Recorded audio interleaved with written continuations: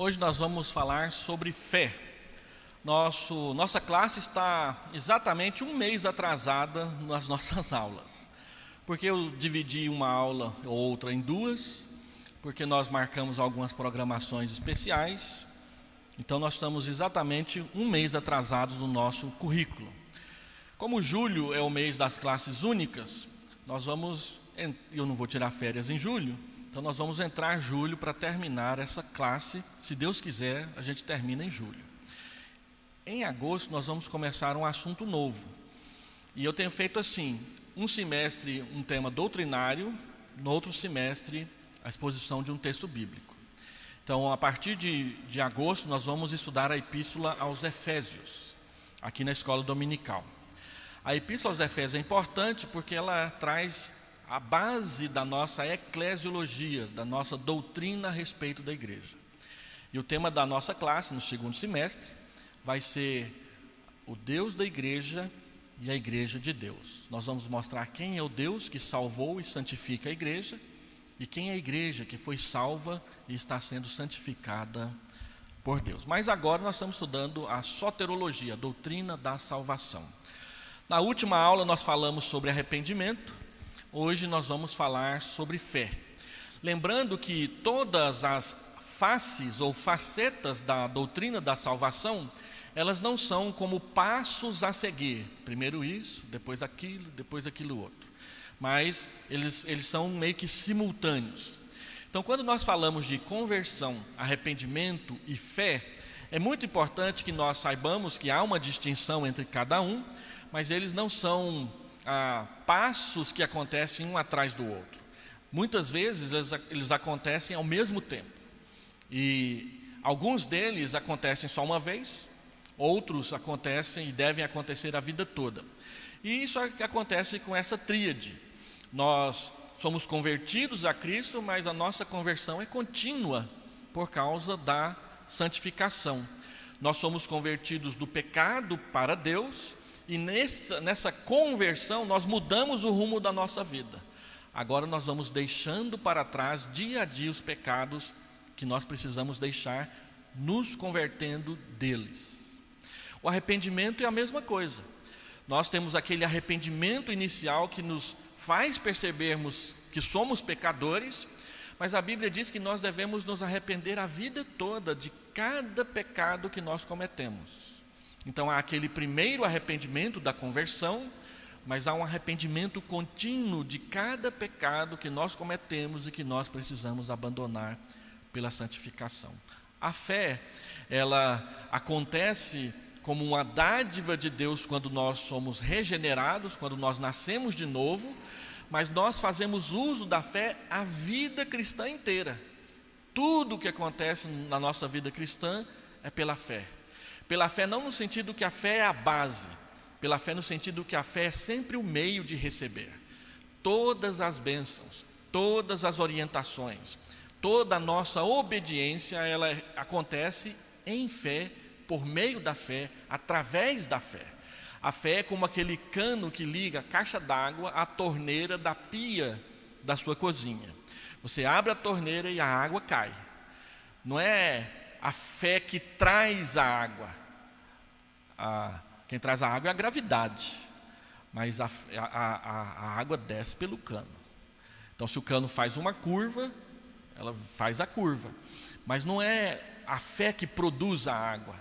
A fé simplesmente atrás, é o caminho para ela chegar até nós. É assim também a nossa salvação. É pela fé que nós recebemos o perdão, é pela fé que nós recebemos a graça, é pela fé que nós recebemos o fortalecimento e o enchimento do Espírito Santo para a santificação, através da fé. Então a fé é algo que nunca pode faltar em nada que a gente faz na igreja do Senhor Jesus. Então, alguém uma vez perguntou, mas o que é fé? E a melhor ilustração que a gente tem para a fé é você sentar-se numa cadeira. Você está sentado aí no banco da igreja. Todo o peso do seu corpo, alguns têm 30 quilos, alguns têm 100, alguns têm 130, né? Vai lá, né? Alguns têm o peso do seu corpo. e você olha para esse banco e diz: ele aguenta, então eu vou sentar nele. Tem umas cadeiras de plástico ali atrás, que alguns irmãos chegam para as reuniões da igreja e já pega outra cadeira e coloca por cima. Por que você está fazendo isso? Essa cadeira não me aguenta, não. Eu não confio nela. Não é? Então, fé é você confiar todo o seu peso em Deus, em Jesus Cristo. E se esses bancos aqui, se o pastor chegasse aqui: meus irmãos, vamos tomar cuidado, porque tem muita traça, tem muito cupim nos bancos da igreja, então veja bem onde você vai se sentar. Você sentaria? Depois eu sento no que tem cupim e ele racha comigo e eu vou passar vergonha na frente de todo mundo aqui, porque eu vou esborrachar no chão aqui com o meu traseiro, né? Então, eu sento porque eu confio, e ele me sustenta porque aguenta. Fé é isso, é você confiar todo o seu peso a Jesus, em Jesus e sobre Jesus Cristo. E é sobre isso que nós vamos falar nessa manhã, a importância da fé na vida cristã.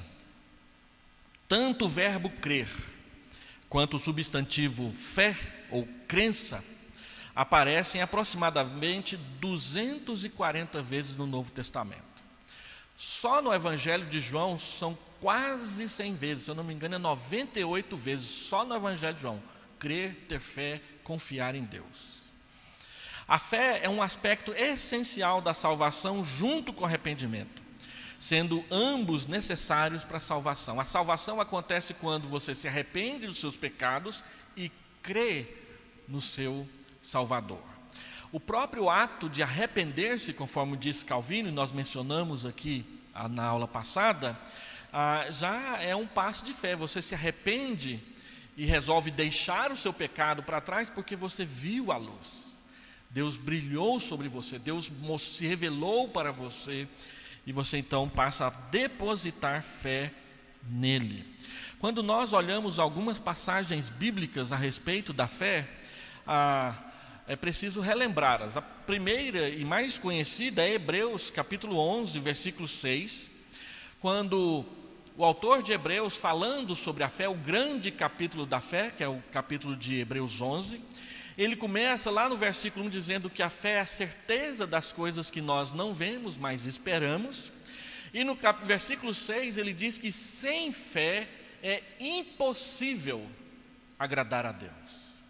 Se nós queremos agradar a Deus, se nós queremos viver uma vida digna de Deus, nós precisamos começar pela fé. Se você não tem fé, se você não confia em Deus, você não conseguirá agradá-lo, viver uma vida de obediência, de consagração, de fervor e santidade religiosa que seja digna.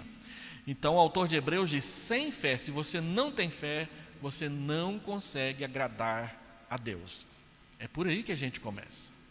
A fé não pode faltar na vida de nenhum cristão. Toda a nossa vida, todo o nosso relacionamento com Deus é através da fé que nós depositamos no nosso mediador, que é o Senhor Jesus Cristo.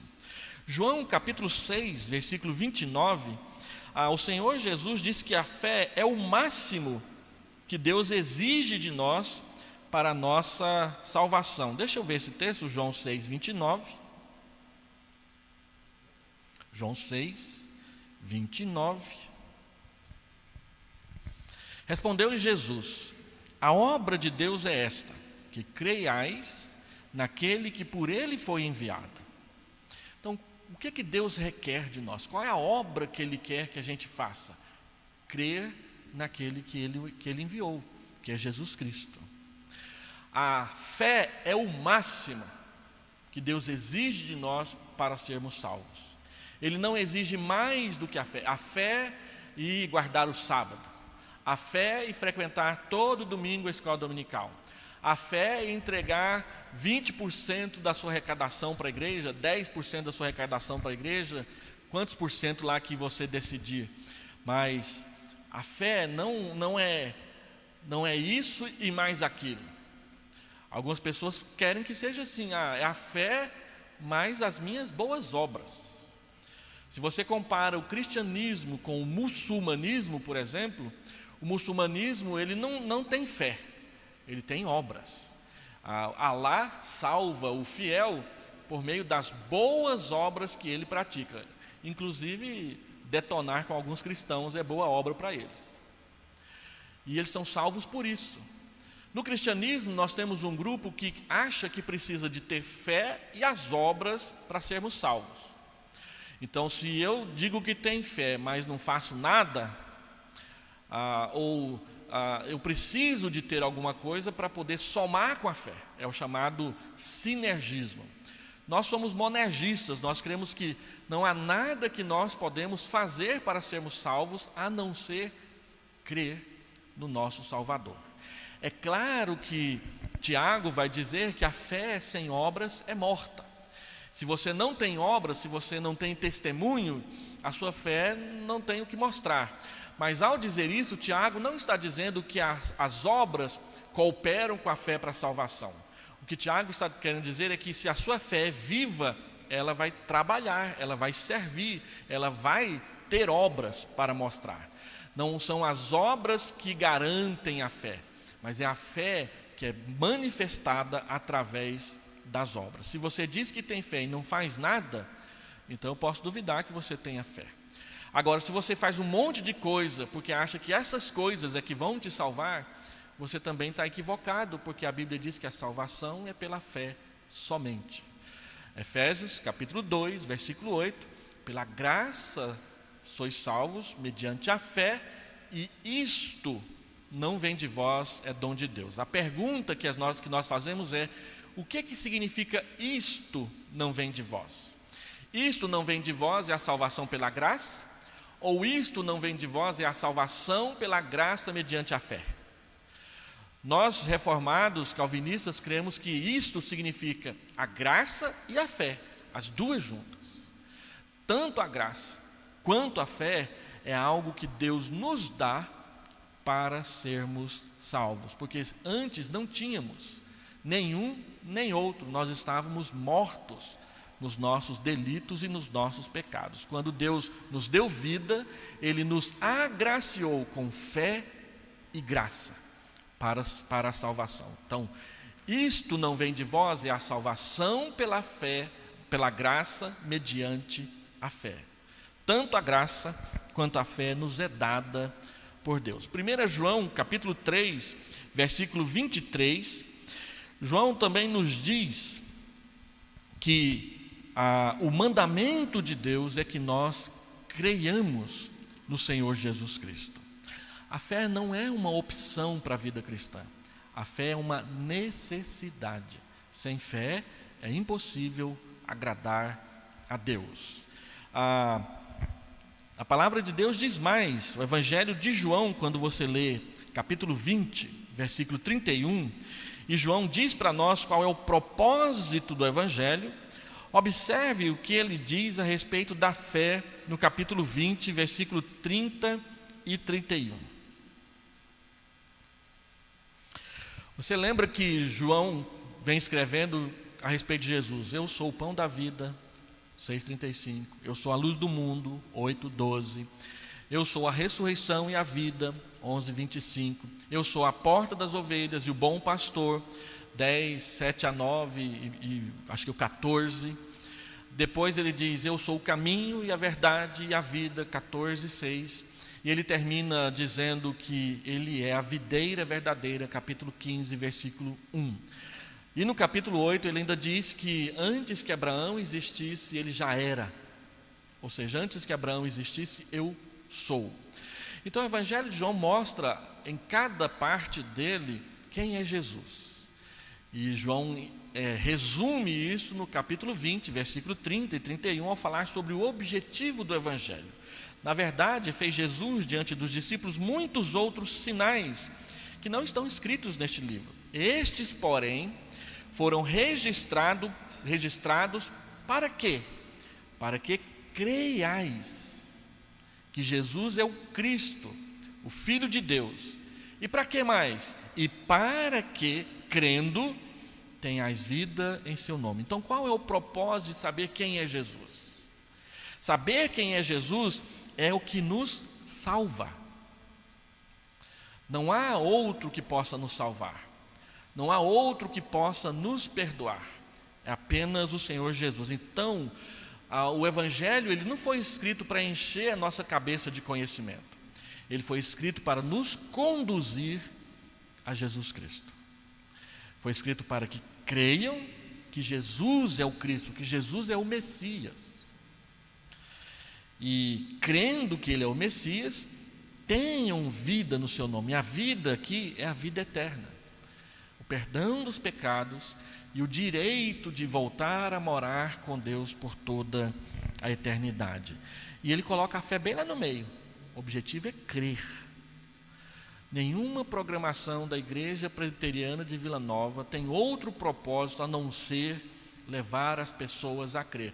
Até o cachorro-quente que é servido na sexta-feira para os jovens, as bolachinhas com café que é servido após o culto, os jantares, os acampamentos, os retiros, tudo é feito para que você tenha a oportunidade de conhecer Jesus e entregar a sua vida para Ele. Não é só para a gente se divertir, embora a gente se diverte muito com essas coisas. Mas o objetivo principal não é fazê-las por fazê-las, é fazê-las para que fique mais fácil, as pessoas fiquem mais tempo expostas à palavra de Jesus. Por isso, sempre antes do jantar tem uma devocional. O lanche é servido depois da programação. E assim vai. Ontem nós levamos 50 adolescentes e juvenis lá para o Parque Flamboyant. Está cheio de adolescente e juvenil aqui na igreja, gente. Apareceu um monte lá. A gente comeu bolo, a gente comeu pão de queijo, a gente bebeu Fanta uva, né? E suco também. Mas a gente cantou, a gente orou, a gente leu a Bíblia. E algumas pessoas que estavam passando pararam e ficavam assim: quem que é esse povo aí? Esse povo não cansa de vir aqui cantar, não, essas coisas, né? E ouvem o Evangelho. O propósito é esse. Romanos capítulo 10, versículo 9. Próxima vez que eu perguntar o que é Romanos 10, 9, eu vou oferecer um bombom talento, hein? Quem lembra? Pode falar, Benito. Aí não vale, né? Mas vale, pode ler para nós.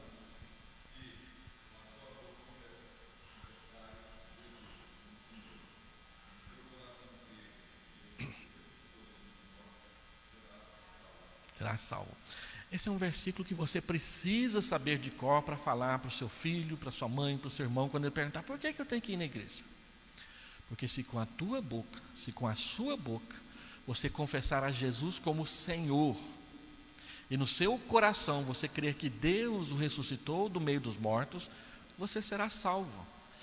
Então, o que é preciso para que eu seja salvo? É preciso que eu confesse a Jesus com a minha boca, e é preciso que eu creia em Jesus com o meu coração, com o meu ser interior, com a minha mente, com a minha vontade, com as minhas emoções. É isso, não tem mistério. As pessoas precisam dizer que creem em Jesus. Você precisa dizer que crê em Jesus. E você precisa dizer porque lá no seu coração você tem segurança, certeza e sabe que Jesus morreu na cruz, mas Ele ressuscitou ao terceiro dia. Essa semana eu tive que corrigir 15 trabalhos dos meus alunos do segundo ano, o Diego e o Rony estão nessa turma, sobre muçulmanismo. E eu pedi que eles falassem um pouco sobre as controvérsias que existem entre os muçulmanos e nós. E uma que a maioria colocou no trabalho é que os muçulmanos, eles creem que Jesus é um grande profeta. Eles até reconhecem que Jesus é o Messias, mas eles não aceitam que Jesus morreu na cruz, e menos ainda que Ele ressuscitou. Então tem uma contradição aí. Se Ele é o Messias, então o que Ele veio fazer aqui? Né? Porque para eles o grande profeta é Maomé. Jesus é um profeta inferior a Maomé. E quase tudo que a Bíblia fala dos milagres de Jesus não é verdade. Então eles dizem, olha, Jesus não morreu não, isso aí inventaram essa história. Porque senão Maomé fica inferior a ele. E esse é um problema para muitas pessoas. Esse é o problema para o mundo que não quer crer em Jesus, aceitar a ressurreição do meio dos mortos. Mas no Evangelho, o Evangelho sempre começa nesse ponto. O Evangelho sempre levanta a polêmica nesse ponto. Observe o livro de Atos. Todas as vezes que Paulo prega o Evangelho, as pessoas vão ouvindo, até ele falar da ressurreição de Jesus. Na hora que ele fala, Jesus ressuscitou, aí parece que soltou uma bomba atômica no meio da congregação, e todo mundo quer saber só de matar Paulo. O próprio Sinédrio de Jerusalém fez desse jeito. Paulo vinha falando, na hora que ele falou assim, Jesus ressuscitou, mata Paulo, acaba com a vida desse homem, vamos desmagá-lo aqui mesmo. Os religiosos daquela época. A ressurreição é o ponto de decisão. Se você não crê que a ressurreição é verdadeira, é literal, é física, você ainda não é um cristão. Então você precisa confessar que Jesus governa a sua vida, porque você vai confessá-lo como Senhor, e você precisa crer que a ressurreição é um fato e não uma história para fazer criança dormir de noite. É o que está escrito lá. Hebreus 11:1, que é um texto conhecido a respeito de fé, quando pergunta assim, o que é fé? Quem conhece a Bíblia lembra de Hebreus 11:1 e cita Hebreus 11:1 como uma definição bíblica a respeito do que é fé. Ora, a fé é a certeza das coisas que se esperam, a convicção de fatos que se não veem. E aí ele começa a dar exemplos de pessoas que viveram pela fé. Enoque, Abraão, Noé, vários personagens bíblicos, inclusive mulheres, Sara é uma delas. Todas as pessoas que creem em Jesus manifestaram essa certeza de esperança, essa convicção de coisas que eles não podiam ver, mas que Deus tinha dito para eles que eram verdadeiras. Isso é fé. Fé não é uma obra que a gente pratica. Fé é uma convicção do coração. Fé é uma esperança da alma. Fé é a base de tudo aquilo que nós pregamos e ensinamos para as outras pessoas. Está lá em Hebreus capítulo 11. Ao dizer que a fé é a certeza de coisas que se esperam, nós observamos então que a nossa esperança ela só é firme e ela só persevera se for através da fé. Toda vez que a fé esmorece, a esperança diminui. É ou não é? Será que Jesus vem mesmo? Nossa, tem tanto problema, tanta enfermidade, tanta dor, tanta tempestade, tanto furacão, tanto acidente inexplicável. E aí a fé diminui e a esperança diminui junto. Quando a fé fica forte, a esperança brilha. A certeza vem para o nosso coração. 1 Pedro capítulo 1, versículo 5, diz que nós somos guardados até o dia da volta de Jesus através da fé. Observa lá, esse texto é importante.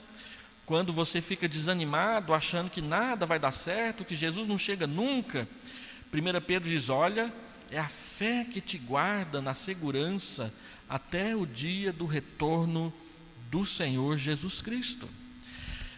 Ele então diz no verso 4, para uma herança incorruptível, sem mácula, imarcessível, reservada nos céus para vós outros, que sois guardados pelo poder de Deus, mediante a fé, para a salvação, preparada para revelar-se no último tempo. Nós recebemos a salvação agora, mas ela vai se revelar plenamente quando Jesus chegar.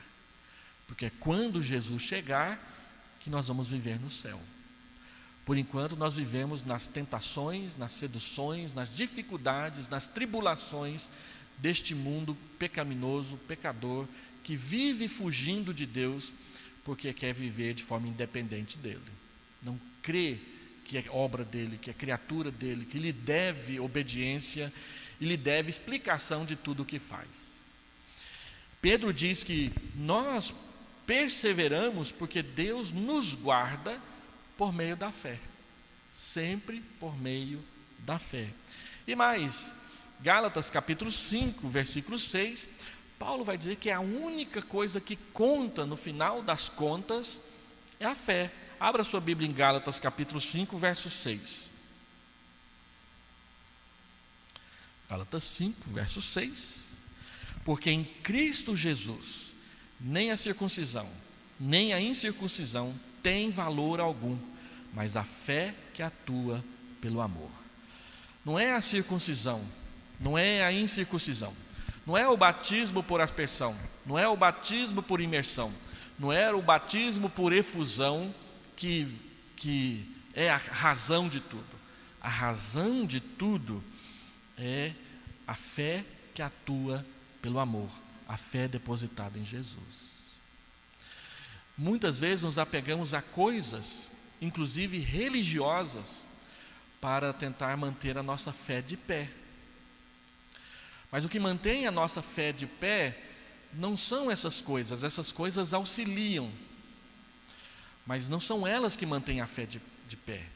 A fé fica de pé quando ela é depositada em Jesus, verdadeiramente em Jesus, e não numa ideia, num pastor, numa instituição, numa estrutura, numa conta bancária estável, numa saúde que parece que jamais adoece. Eu fico vendo na televisão esses pastores da prosperidade, como eles são ridículos. Quando Jesus morreu na cruz, Ele carregou todas as nossas enfermidades. Eu nunca fiquei doente. Aí de repente a gente ouve alguém noticiando: pastor fulano de tal foi internado com nome falso no hospital em São Paulo. Por que ele colocou o nome falso? Porque eu nunca fiquei doente, mas o nome falso ficou. Passam vergonha. Quando a Bíblia diz que Deus carregou as nossas enfermidades, lá em Isaías 53, a palavra enfermidade lá é um sinônimo de pecado. Tanto é, nós temos na poesia hebraica uma questão estrutural que é o paralelismo sinônimo. Uma frase diz uma coisa e a outra frase, usando outras palavras, repete a mesma coisa. Então, Ele carregou as nossas iniquidades e as nossas enfermidades tomou sobre si. Isso é um paralelismo sinônimo. Iniquidade e enfermidade são sinônimas. Isaías não está falando de doença física, ele está falando do pecado como uma doença da alma. E é comum nós nos equivocarmos nessa questão e dizer então que quando Jesus perdoou os nossos pecados, Ele também nos livrou das enfermidades. E quando você fica enfermo, é porque você não tem fé. Como é fácil resolver, né? Eu venho aqui no púlpito e falo: creia, deposite R$600 que Deus vai te dar uma bênção. Aí você vem, diz que crê, deposita R$600 e a bênção não cai na sua conta. Aí você vem falar comigo e eu resolvo tudo, né? Você que não creu. Se livrou-se, né?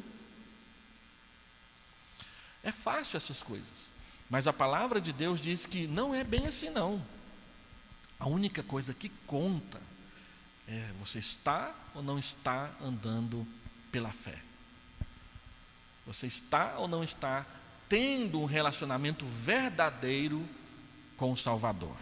E isso então nos leva para os próximos pontos que dizem respeito a que fé então é essa, que é tudo isso que a gente viu aqui de forma resumida, porque tem muitos outros textos que falam muitas outras coisas mais. As palavras que são traduzidas por fé, por crer na Bíblia, no Antigo Testamento é a palavra remim, que significa apoiar-se no sentido de ficar firme em algo. A outra palavra é a palavra batak, um nome bacana para você colocar naquela calopsita que você ganhou de presente lá na sua casa, né? Batak, confiar em. A primeira aparece lá no Salmo 78, 22, em vários lugares. Confiar em aparece no Salmo 25, 2, por exemplo, que é um texto bem conhecido nosso. E às vezes a gente não sabe o endereço, mas a gente sabe que o texto no seu teor. Ele diz no verso 2: Deus, em ti confio, em ti batak. não seja eu envergonhado. Então, no sentido de buscar um refúgio, confiar em, e por fim, então, chassar, ou chazar, sei lá, buscar refúgio em, como no Salmo 57, 1, onde é dito que o salmista procurou e encontrou, na sua angústia, refúgio em Deus. Tem misericórdia de mim, ó Deus, tem misericórdia, pois em Ti a minha alma se refugia, em Ti a minha alma chaza. Busca refúgio, ela busca um lugar para repousar, descansar, refazer-se, recuperar o ânimo e o fôlego. Isso é fé segundo o Antigo Testamento. Andando um pouquinho mais, no Novo Testamento nós temos a palavra pistes, que é traduzida geralmente por fé, pisteuen, que geralmente é traduzido por crer, o verbo crer no sentido de confiar. E só no Evangelho de João, essas duas palavras aparecem 98 vezes, quase 100 vezes, falando de como que é o nosso relacionamento com Deus, é baseado na fé. Então, pistes tem a ver com a convicção no sentido de que a fé que você crê, o conteúdo da fé. A nossa fé não é simplesmente uma armação, como você tem a armação do seu óculos. Não, a fé tem conteúdo. As doutrinas, as crenças, a pessoa do nosso Salvador. O conteúdo da fé não é apenas a doutrina que você lê na Bíblia. O conteúdo da fé é o próprio Deus que se relaciona com você. O nosso Deus é um Deus pessoal. Ele conversa com a gente, Ele ouve as nossas orações, Ele vem até nós para nos socorrer. A palavra-chave de Êxodo é que Deus lembrou-se de Israel e inclinou seus ouvidos. Quando meu pai chegou a 80 anos, ele estava ficando surdo, teve que usar aparelho. Mas antes disso, toda vez que nós íamos conversar com ele, ele colocava a mão no ouvido e aproximava o rosto. É esse que é o sentido de lembrar-se e inclinar no livro de Êxodo. Deus presta mais atenção. A Bíblia diz que o clamor de Israel chegou até Deus, então Deus veio buscar Israel da escravidão. Deus faz isso com você, Deus faz isso comigo, Deus faz isso com a gente. Ele nos socorre, Ele vem até nós, porque Ele é um Deus pessoal, você pode conhecê-lo. E isso é a fé. A fé não é simplesmente crer numa doutrina que é ensinada nas pregações na igreja. A fé é relacionar-se com o Deus que mandou ensinar essas doutrinas para que você soubesse exatamente quem Ele é e conhecê-lo quando Ele se manifestasse na sua vida. Eu me lembro de Samuel. Samuel era muito pequeno e ele não conhecia a Deus, então Deus veio falar com ele: Samuel, Samuel, e ele achou que era Eli, foi lá no Eli uma vez, 2 vezes, 3 vezes, até que Eli percebeu: não, peraí, olha, da próxima vez que você ouvir essa voz, não acha que você está doente não, diga assim: fala, Senhor, porque teu servo ouve. E acontece uma coisa belíssima no texto lá de 1 Samuel, que o texto diz que Deus vem pela 4ª vez, e o texto diz que Deus veio e ficou ali. Você já viu isso lá no texto? Deus veio e ficou ali. Como que se ele estivesse contemplando Samuel. Os irmãos que têm filhos pequenos, bebês, e agora eu também entrei nessa, netinhos, né? Chega lá e vê o bichinho dormindo, aquele anjinho maravilhoso, e fica lá. Como é lindo, como é maravilhoso, né? Eu acho que Deus fez isso com Samuel naquele dia. Deus chegou lá e falou assim: é o último instante antes de ele me conhecer. Aí Deus chama ele a 4ª vez e ele diz: fala, porque teu servo ouve. Dali para frente, Samuel conheceu Deus, ele já sabia quem era Deus. Deus falou com ele. Então eu acho que Deus ficou ali saboreando aquele momento. É agora que vai acontecer. Deus faz isso com a gente, Ele tem prazer em falar com a gente, em se manifestar a nós. E Ele fez isso, e Ele faz isso. Ele ele é o conteúdo da nossa fé. Nós não cremos numa ideia, nós cremos num ser pessoal, que tem vontade, que tem desejo, que entristece quando a gente faz coisa errada, que se alegra quando a gente faz coisa certa, que abençoa quando a gente obedece, que usa a vara quando a gente desobedece. Então nós conhecemos Deus. Esse é o conteúdo da fé. É isso que dá a convicção, não é apenas uma doutrina. É o Deus que se revela, que se manifesta, que intervém quando a gente precisa dele, para nos tirar do pecado quando a gente está andando errado, para nos incentivar à santidade quando nós estamos no caminho certo. Esse é Deus. No Novo Testamento, o verbo crer, ele fala sobre pensar que é verdadeiro, ou seja, na sua mente você entender que as doutrinas, os ensinamentos, eles são a verdade, porque tem um Deus verdadeiro por trás delas. Paulo diz em 1 Tessalonicenses 1 que nós nos convertemos dos ídolos mudos para o Deus vivo e verdadeiro. Os ídolos que são frios, não respondem nada, não fazem nada, e quem adora um ídolo se torna igual a ele, é o que diz o Salmo 115, para crer num Deus que é vivo, que fala, que sente, que vê, que se manifesta na nossa vida. E é isso que é pensar que é verdadeiro, tem a ver com as nossas convicções. Também, aceitar a mensagem. Quando você crê na mensagem, a recebe, aceitar não é simplesmente concordar, mas trazer para a sua vida, para você praticar, isso é fé. Se você só diz, não, está certo, mas eu não vou fazer, isso não é fé. Fé é quando você diz, está certo, e está certo para mim, para a minha vida. E por último, aceitar a Jesus como o Messias prometido. Não é só acreditar que Jesus era um homem bom. O mundo aí fora acredita que Jesus era um homem bom. Só que era um homem bom igual a nós, sujeitos a erros, a raivas e essas coisas. Agora, a fé é aceitar o ensinamento bíblico de que Jesus não é somente bom, Ele é Deus. E Ele é o Messias, Ele é o Salvador prometido para Abraão, para Isaac, para Israel, para Davi, para Jeremias, para Noé. E veio até nós.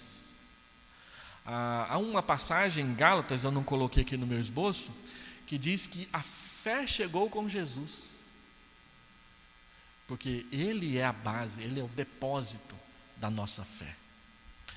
Então, ao entender isso, nós aprendemos então como que a Bíblia descreve a fé. Não é simplesmente definir a fé, mas descrevê-la. Como que ela é descrita? A fé é o ponto central do nosso relacionamento com Deus. Foi de Israel com Deus e é o nosso também. A fé e não as obras de obediência à lei foi o que governou o relacionamento entre Israel e Deus. Algumas pessoas não gostam do Antigo Testamento porque diz lá tudo é lei, tudo é lei. Essa controvérsia sem fim que nós temos com alguns irmãos no que diz respeito à prática do dízimo, por exemplo, vem dessa questão de que as pessoas rejeitam o Antigo Testamento como se o Antigo Testamento não fosse palavra de Deus. Quando você publica a sua profissão de fé, você vem à frente e diz que você crê em Jesus publicamente, você responde uma pergunta que a primeira é se você crê que a Bíblia do Antigo e do Novo Testamento é a palavra de Deus. E nós entendemos que a lei não era simplesmente aquelas cerimônias de matar cordeiro, de saber se a árvore, se o animal tem casco ou unha fendida, que é um desespero tentar entender aquilo lá no livro de Levítico. E aí a gente fica achando que tudo isso é lei. Não, mas a lei não era só isso. Tinha a lei cerimonial, tinha a lei civil e tinha a lei que guiava o povo para a santidade. É essa lei que Davi diz, desvenda os meus olhos para que eu conheça as maravilhas da tua lei. É essa lei que o salmista diz, como me alegro na tua lei. E é essa lei que diz, a tua palavra é como o mel na minha boca. Lembra do Salmo 19? que é aquela exaltação da palavra de Deus, é a lei. Então, como que o Antigo Testamento pode exaltar a lei e depois nós rejeitarmos como algo que não serve mais? Foi isso que mexeu com a cabeça de Martinho Lutero em 1517. Como que eu tenho tanto medo da lei e o Antigo Testamento me diz que a lei traz prazer? Bem-aventurado o homem que não anda, não se detém, não se assenta no caminho dos pecadores, antes o seu prazer está na lei do Senhor, e nela medita de dia e de noite. Meditar se o animal tem que ter casco ou unha fendida? Não. Meditar quando Deus diz, não se curve diante de uma imagem de escultura. Guarda o meu dia santo, o sábado. Honra o pai e a mãe. E aí, quando nós tratamos do dinheiro, nós temos o Antigo Testamento como a base para nos dizer como fazer. Ah, mas o Novo Testamento não ensina o dízimo, mas também não diz que ele acabou. Nas duas únicas passagens que se menciona dízimo no Novo Testamento, não diz que é para parar. E outra coisa, está na Bíblia. A Bíblia é a palavra de Deus, a Bíblia inteira, não só o Novo Testamento. Então, assim como o Novo Testamento, quando fala das contribuições, diz que elas devem ser proporcionais à renda, devem ser voluntárias, devem ser dadas com alegria, a mesma coisa é dita sobre o dízimo no Antigo Testamento. E se você precisa de um critério para as suas contribuições, o dízimo é o mais justo deles, porque ele é baseado no que você recebe. Se você recebe uma quantia maior, você entrega uma quantia maior. Se você recebe uma quantia menor, você entrega uma quantia menor. Se você não recebe nada, você não entrega nada.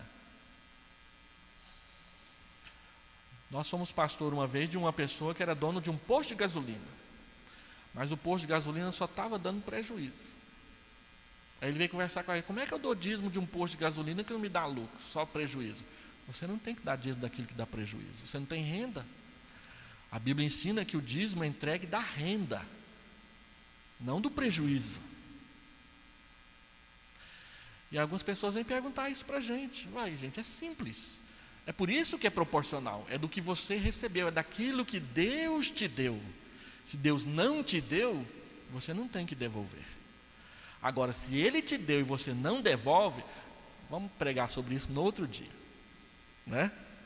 É outra história para um outro sermão grande, daqueles que vocês não gostam, né? Mas que precisa ser feito de vez em quando. Agora a Bíblia fala desses homens e das mulheres que viveram pela fé.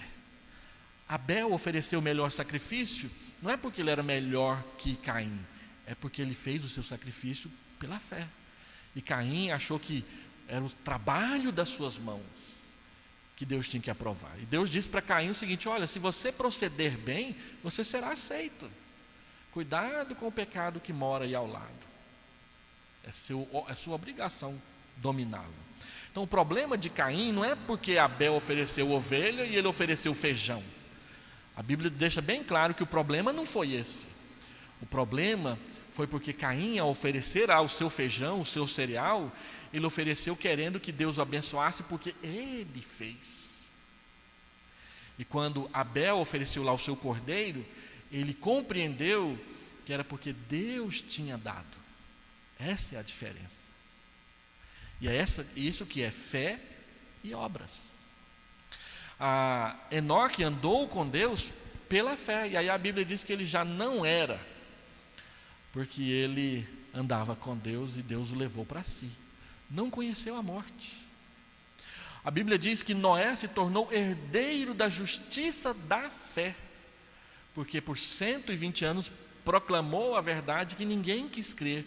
Ele e a sua família foram salvos pela fé, pela graça. Abraão, Sara, Isaac, Jacó, todos eles viveram pela fé nas promessas. O autor de Hebreus diz que Abraão deixou Ur, deixou Harã e foi para onde Deus ia mostrar, porque ele creu na cidade que Deus tinha dito que existia e viria sobre a terra. Está escrito lá em Hebreus 11. Quando Deus chama Abraão, ele nem diz para onde que ele tem que ir.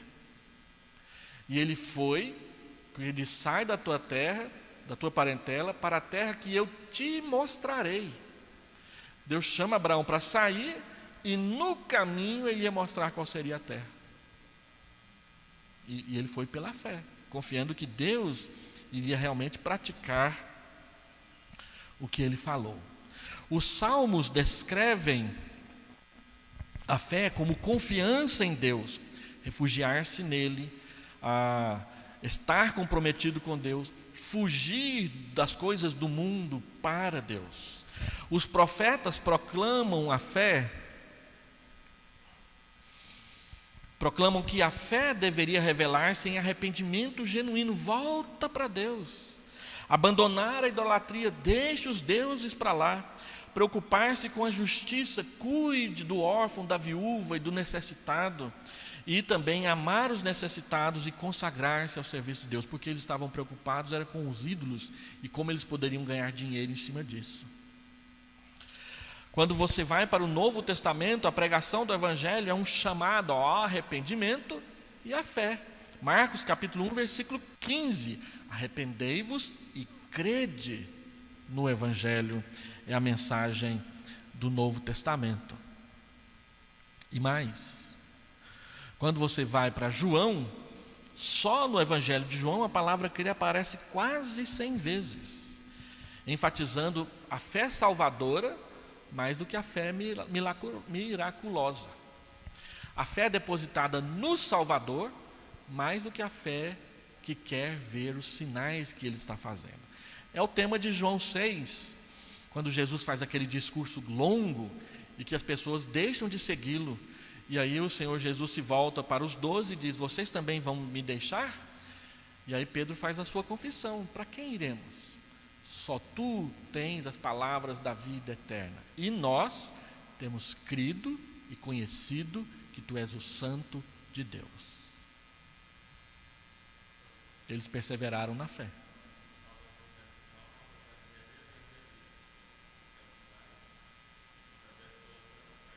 Nós sempre incentivamos as pessoas a evangelizar usando o Evangelho de João. Por quê? Porque ele gasta muito tempo falando quem é Jesus. E o Jesus que ele fala é o Deus que veio até nós. Não é? Então, quando você vai para Atos dos Apóstolos, a mensagem é a mesma. Jesus fala: arrependei-vos e crede. Os apóstolos falam: arrependam-se e creiam no Evangelho. E duas questões são colocadas: que crer no Evangelho e aceitar o testemunho apostólico sobre Cristo, aceitar que aquilo que os apóstolos estão dizendo foi o que aconteceu, de fato. E segundo, confiança pessoal em Cristo para a salvação. Arrependei-vos e cada um creia no Evangelho do Senhor Jesus Cristo, para que venham dias de refrigério da parte de Deus sobre nós. Então é preciso conhecer os fatos do Evangelho para se crer no verdadeiro Evangelho. Daqui a pouco eu vou falar um pouquinho mais sobre isso. Quando nós vamos para Paulo quebra o conceito dos rabinos de que fé é obra meritória. Fé é aquilo que eu faço para merecer a salvação e o perdão de Deus. Paulo diz que nós somos justificados somente pela fé, separado, à parte das obras. Romanos capítulo 3, versículo 28. A nossa união com Cristo é experimentada e mantida por meio da fé. Efésios 3, 17. A fé, ela deve ser expressa em amor e em piedade. Gálatas 5, 6, que é aquele texto que nós já citamos um pouco atrás. Quando você vai para Hebreus deixa bem claro que a fé é que demonstra a dinâmica da vida cristã. Não perseverar na fé e retroceder para a velha vida é deixar evidente a ausência da fé desde o começo. Hebreus capítulo 10, versículo 38 e 39, o autor de Hebreus expressa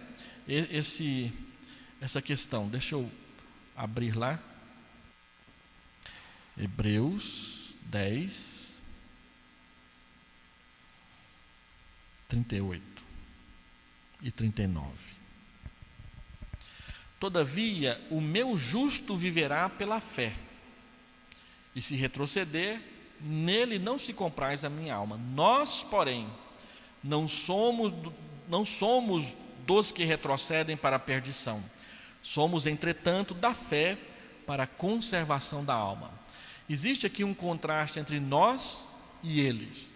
Aqueles que retrocedem e aqueles que não retrocedem. Quando ele diz nós, ele está falando daqueles que creem verdadeiramente não retrocedem. Quem são os que retrocedem? Os que não creram verdadeiramente. É por isso que nós falamos de segurança e certeza da salvação. Só dá o passo atrás para a vida mundana quem nunca esteve convicto da sua salvação verdadeiramente. Quem não tem andado neste caminho verdadeiramente. Aqueles que são de fato de Deus, eles perseveram. Podem tropeçar aqui e ali, podem fazer uma curva mais longa por causa de uma decisão equivocada, mas voltarão para o caminho do Senhor. Agora, aqueles que saem e não voltam mais, é para que fique claro que eles nunca pertenceram ao grupo. 1 João, capítulo 2, versículo 18 em diante. E aí, nós não pertencemos a esse grupo. O autor de Hebreus diz, nós não somos deste grupo, porque nós conhecemos o Evangelho. Então, quando você vai para Tiago e Pedro, eles também laboram nessa questão aí. Fiz uma confusão aqui no meu texto aqui, como é que eu resolvo isso? Tiago insiste que uma fé sem o testemunho das obras é uma fé morta, sem proveito algum. É aquele famoso texto que diz, você crê que Deus é bom? Os demônios também creem e tremem. Os demônios morrem de medo de Deus. Nós aqui somos tupetudos e queremos enfrentar Deus. Os demônios não enfrentam. Eles sabem quem é Deus. Então eles creem, mas a fé deles é morta, porque ela não se manifesta em vida transformada. Agora, nós cremos e Deus nos dá a oportunidade que a nossa fé seja viva. Ela se manifeste através de obras que dão testemunho da transformação que Deus operou. E então, Pedro, ele liga a fé com a esperança. Viver no céu com Deus é o objetivo da fé. Por que nós vivemos pela fé? Porque nós queremos chegar ao céu. Para que nós vivemos pela fé? Para chegar ao céu.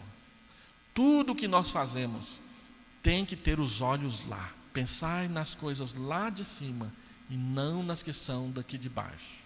Porque é lá que Cristo vive e é com Ele que você vai viver. Colossenses capítulo 3, verso 1 até o verso 5. E terminando essa parte, então, o Novo Testamento define a fé como? João 6,37, fé é ir a Cristo. Você manifesta a sua fé quando você vai a Jesus, quando você procura Jesus. Se você tem um problema e você não quer falar com Deus em oração, está faltando fé. Se você vai falar com Deus, você pode não saber o que falar, você pode tremer, você pode gaguejar, o seu português pode ser o pior de todos, mas o que importa para Deus não é a linguagem, é a fé. Você foi a Ele. Entendeu? Tem pessoas que têm PhD e na hora do vamos ver, fogem de Deus. Tem pessoas que não foram na escola quase nada, mas a sua fé é verdadeira, é vibrante, é inabalável no Senhor Jesus. É isso que vai contar. Não é a escolaridade, é o conhecimento de Deus, é o relacionamento com Deus, é o conhecer Jesus pessoalmente. A fé é comer de Cristo. João 6,51, eu sou o pão do céu. Quem comer da minha carne e beber do meu sangue tem parte comigo. Não é que nós vamos pegar Jesus e ficar mordendo no braço dele. A linguagem é figurada. Comer de Jesus é se comprometer com Ele. Assim como você come um pedaço de pão, o seu corpo assimila o pão, e isso traz saúde para você. É isso que é. Quando você se compromete com Jesus, você o assimila, e isso faz bem para a sua fé. É isso que nós celebramos na ceia. Nós nos comprometemos com Jesus todos os meses, dizendo, estamos firmes, estamos perseverando, nós vamos continuar na fé. até a volta do nosso Salvador. Fé, segundo o Novo Testamento, é beber de Cristo, já falei sobre isso. Fé é estar em Cristo. Eu sou a videira verdadeira, meu pai é o agricultor e vocês são os ramos. O ramo tem que estar ligado no tronco. É o tronco que traz a seiva que alimenta o ramo e o ramo vai dar fruto. Mas se você corta o ramo, ele murcha, ele seca e é queimado. Porque a vida continua no tronco, no ramo. Então, fé é você estar ligado a Cristo. Continuamente, definitivamente, determinantemente. A fé, o que a fé não é? A fé não é simplesmente uma ação do intelecto. Eu creio porque entendo. Mas a fé não é só o entendimento. A fé é o relacionamento que esse entendimento trouxe. A fé não é simplesmente uma ação humana que coopera com a graça de Deus, que nos permite merecer a salvação. Não, a fé é um meio de recepção, é um canal, não é uma base para merecer, é o receber de mãos estendidas, de graça. A fé não é o assentimento intelectual, a concordância. Tem gente que concorda com o evangelho, mas não crê. Já viu aquele carnal falando lá no YouTube?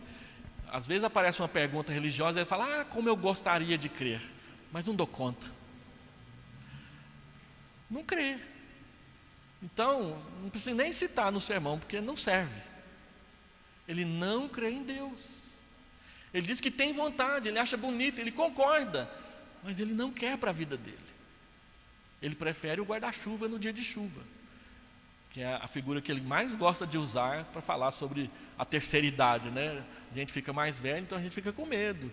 A gente sai e pega o guarda-chuva, porque pode chover, está com o sol brilhando, mas pode chover, então eu vou levar o guarda-chuva. E muitas pessoas são assim com Deus. Não, Deus, eu concordo, mas eu vou levar o guarda-chuva. E tem um monte de gente achando que no dia do arrebatamento ele vai subir com o guarda-chuva, porque se cair ele desce de paraquedas, né? O guarda-chuva não aguenta, não dá certo. A fé, então, não é só concordância, é o relacionamento que essa concordância traz. A fé, ela é formada e mantida pelo sacramento do batismo, alguns dizem. Não, você tem fé porque você participa do sacramento. Não é. O sacramento faz parte da fé, mas ele não é a fé. Você não crê naquilo que a igreja crê. Você crê naquilo que você aceitou no seu coração. Eu não preciso entender isso não. Se o pastor está dizendo é verdade, então eu acredito. Tem gente que faz assim. Eu creio no que a igreja ensina. Mas o que a igreja ensina? Eu não sei. Isso não é fé. Isso é preguiça de estudar, pelo menos. Né? Então, alguns falam também que a fé, uma vez que o crente comum não pode, deixa eu ler aqui na frente que é melhor para mim.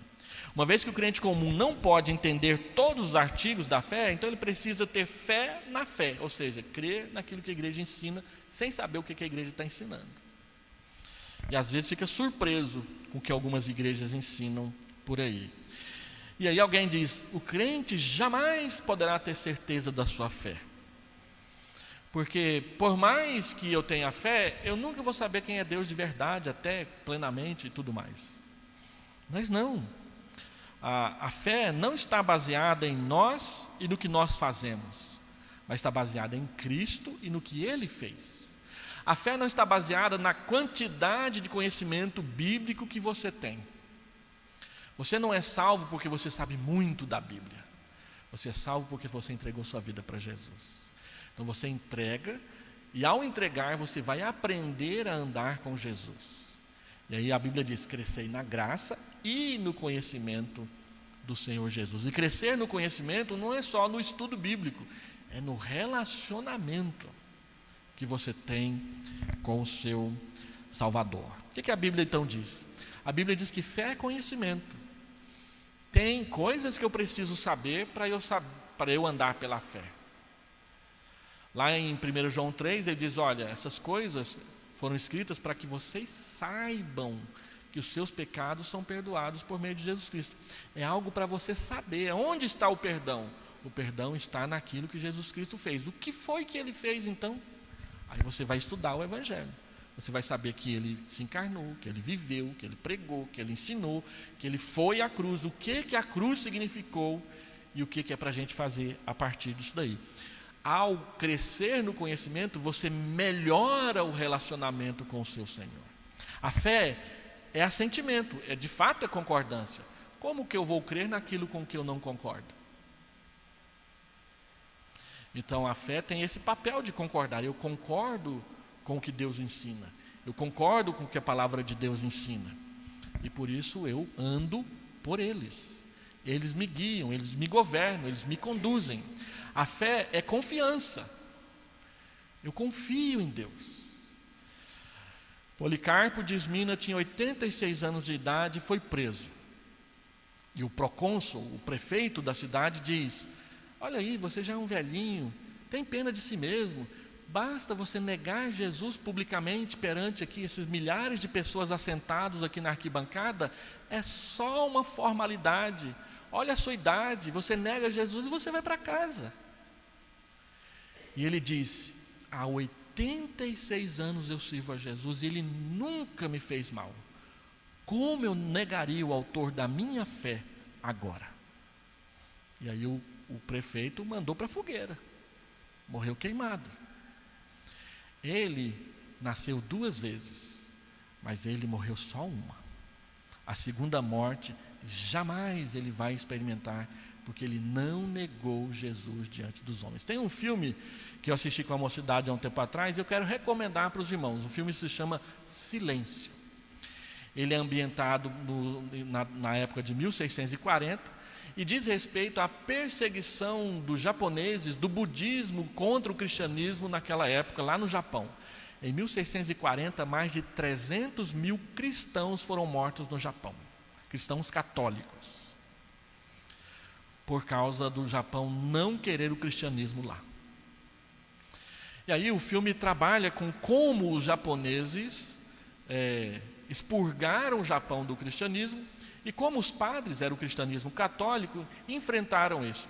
E o que mais chama a atenção no filme é que aqueles japoneses que se converteram a Cristo têm a oportunidade de negar Jesus e voltar para casa. Eles fazem pequenas imagens de Jesus, da Virgem Maria, coloca no chão e diz: pisa. Basta você pisar e você pode ir para casa. E aí então ele chega para o padre e diz: pisa, é só uma formalidade. Aí você pode ir para casa. Tem um japonês lá que ele pisa 4 vezes.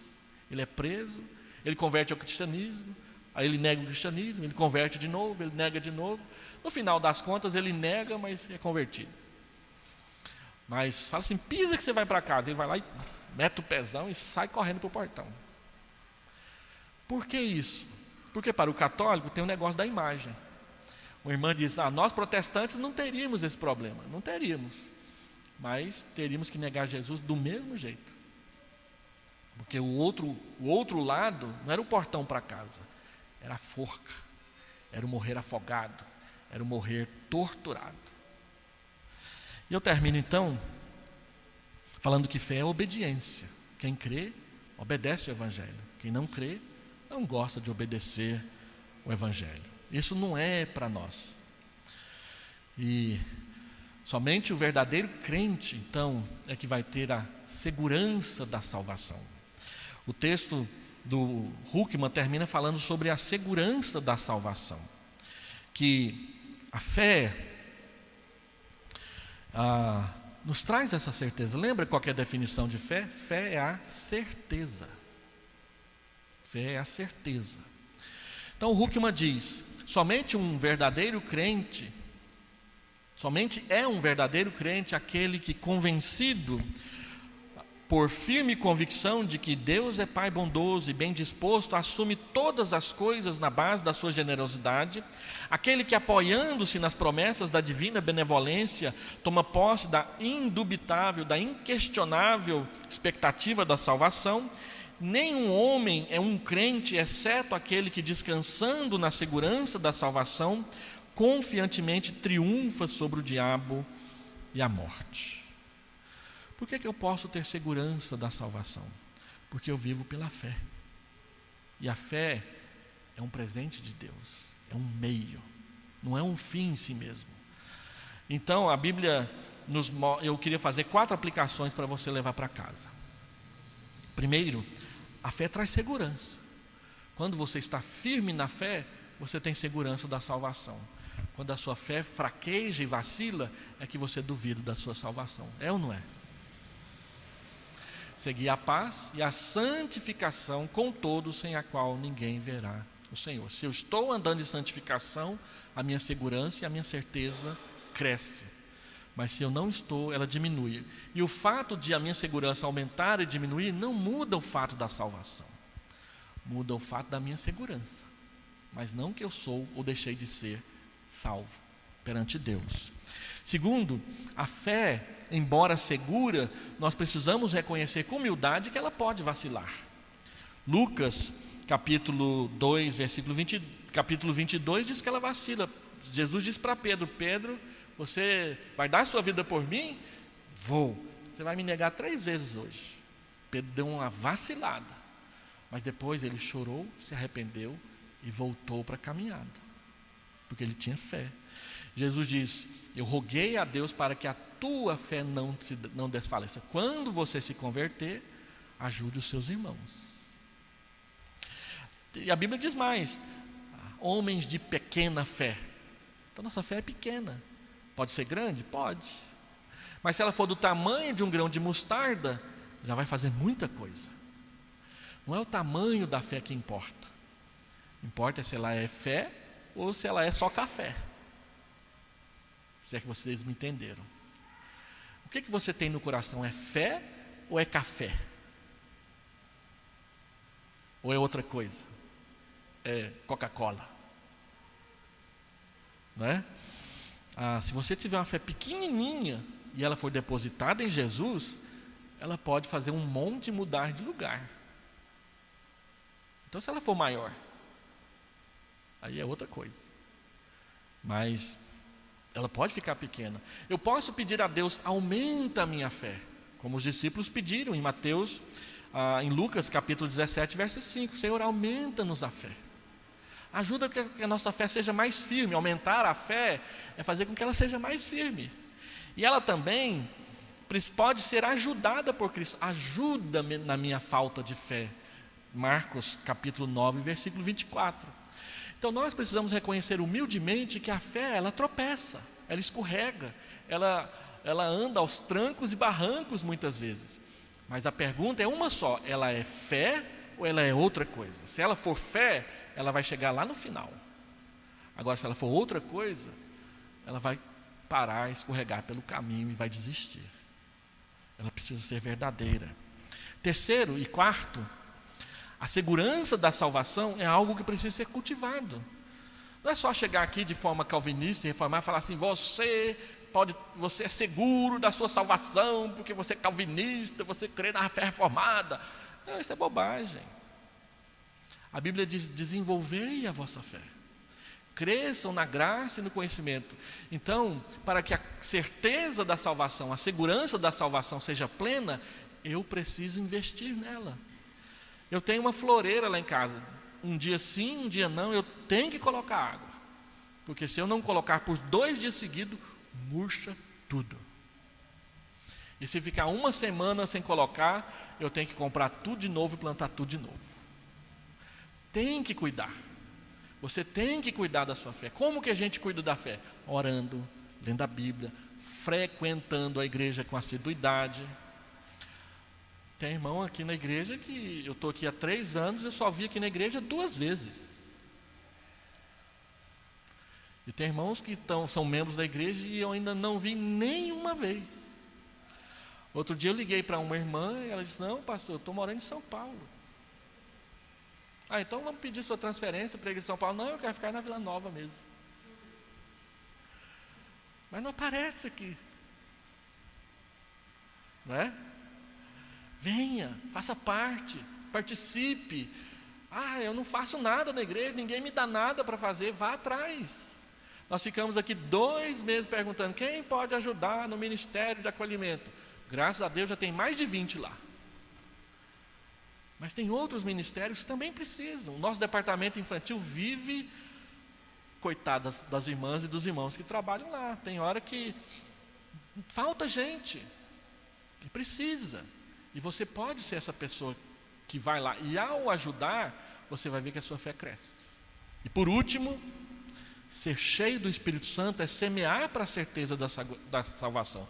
Porque o próprio Espírito testifica com o nosso espírito que nós somos filhos de Deus. Se você não tem ouvido o Espírito Santo dizer isso ao seu espírito, ai, ai, ai, ai, ai, ai, ai, ai, ai, ai, ai. Tem que fazer alguma coisa a respeito, não é não? O que que você vai fazer a respeito? É você que tem que tomar uma decisão. A única coisa que a gente pode fazer é dizer que precisa. Vamos orar?